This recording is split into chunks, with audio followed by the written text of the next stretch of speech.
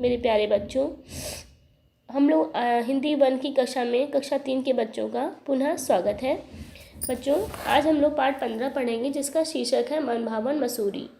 बच्चों देखिए, जब हम लोग कहीं घूमने जाते हैं अपने परिवार के साथ में, अपनी फैमिली के साथ में, तो हमारे कुछ दोस्त हमारे साथ नहीं जा पाते हैं, तो हम लोग क्या करते हैं, हम लोग अपने उस जगह की बातें अपने दोस्तों को बताते हैं कि हमने वहाँ पे ये चीज़ देखी, वहाँ का ये मिष्ठान, वहाँ का वो खाना बहुत ही अच्छा था, बहुत ही बढ़िया था, अपने दोस्तों को बताते हैं। तो कुछ इस तरह से ही इस पाठ में बताया गया है बच्चों। तो आइए पढ़ते हैं। सबसे पहले हम पाठ परिचय से शुरू करेंगे। देखिए, पाठ परिचय सैर सपाटा सभी को अच्छा लगता है, घूमना सभी को बच्चों अच्छा लगता है, खासकर पहाड़ों की सैर करना। यही कारण है कि पहाड़ों की रानी मसूरी सबका मन मोह लेती है। देखिए बच्चों, रवि है, वरुण है, रवि है, फिर इसमें ऋतु भी है, रमेश भी है, शिप्रा भी है। इन सब की वार्तालाप हो रही है जहाँ से वो घूम के आए हैं, अपने दोस्तों को बताते हैं। तो आइए पढ़ते हैं। लिखा है वरुण, रवि, अरे वरुण, तुम सब मसूरी से कब वापस आए?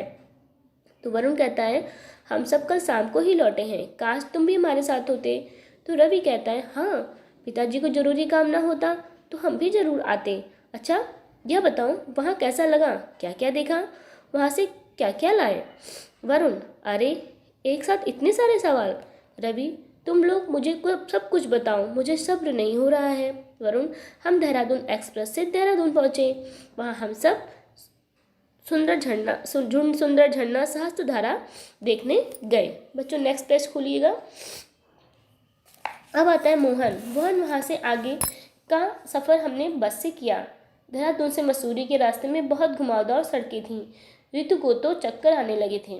ऋतु, झूठ, मुझे चक्कर नहीं, नींद आ रही थी, इसलिए मैंने आंखें बंद की हुई थी। तो रवि, मसूरी में तो बहुत ठंड रही होगी। शिप्रा, हाँ, जब हम वहाँ पहुँचे तब बारिश हो रही थी, इसलिए ठंड बहुत अधिक बढ़ गई थी।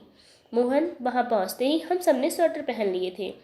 रवि, रात को तुम लोग कहाँ ठहरे थे? ऋतु, मोहन के पिताजी ने विश्राम गृह में ठहरने का प्रबंध किया हुआ था। उस विश्राम गृह में कई कमरे थे, हम सब अलग अलग कमरों में ठहरे थे। रमेश, अरे मुझे भी तो कुछ बताने दो। वहाँ मौसम बहुत सुहावना था, हल्की हल्की ठंड थी, कोहरे के कारण पहाड़ियाँ दिखाई नहीं दे रही थीं। धीरे धीरे सूर्य की किरणें, नेक्स्ट पेज देखिएगा, पहाड़ियों पर बिखर कर उन्हें चमकीला बनाने लगी। बहुत सुहावना दृश्य था वहाँ। शिप्रा, मसूरी में चारों ओर छोटी छोटी पहाड़ियाँ हैं, इसलिए उसे पहाड़ों की रानी कहा जाता है। रमेश, दोपहर बाद हम सब बाजार देखने निकले, वहीं सब भोपाल में भी मिलता है, सो खरीदारी नहीं की। मोहन, अरे खरीदारी की बात छोड़ो, मुझे तो कंपनी बाग याद आ रहा है। शिप्रा, और मुझे केम्प्टी फॉल, ऊंचाई से गिरता झरना कितना सुंदर लगता है। लता, सुनो रवि, बच्चों के लिए अंग्रेजी में कहानियाँ लिखने वाले रस्किन बॉन्ड भी मसूरी में रहते हैं। हमने उनकी एक ही किताब खरीदी, फिर उनसे मिलने गए, किताब पर उनके हस्ताक्षर लिए। उसे तुम हमारी खरीदारी भी कह सकते हो। मसूरी में मिला सबसे अनमोल उपहार भी। Next page. रवि, वे तो मेरे प्रिय लेखक हैं, तुम उनकी किताब दिखाना, मैं उनके हस्ताक्षर देखना चाहूँगा। तुमने वहाँ और क्या किया? मोहन, हमने वहाँ घुड़सवारी, तस्वीरें खींची। रवि, वहाँ खाने के लिए कोई खास फल या मिठाई मिलती है? रमेश, कुछ विशेष नहीं, हाँ एक स्वादिष्ट फल जरूर पहली बार वहीं खाने को मिला, उसका नाम है रामफल। वह अपने भोपाल में या आसपास के इलाके में नहीं मिलता। मोहन, अगले दिन हम सब रेलगाड़ी से भोपाल वापस आ गए।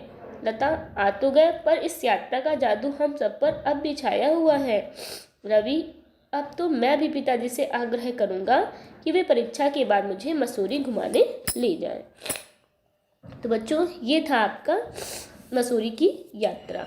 ठीक है, तो ये पाठ ही समाप्त होता है। आप लोग इसको अपने आप से भी पढ़ें और सारा पाठ शब्दार्थ एक्सरसाइज को भी करें। तब तक के लिए धन्यवाद, फिर मिलेंगे नेक्स्ट वीडियो में।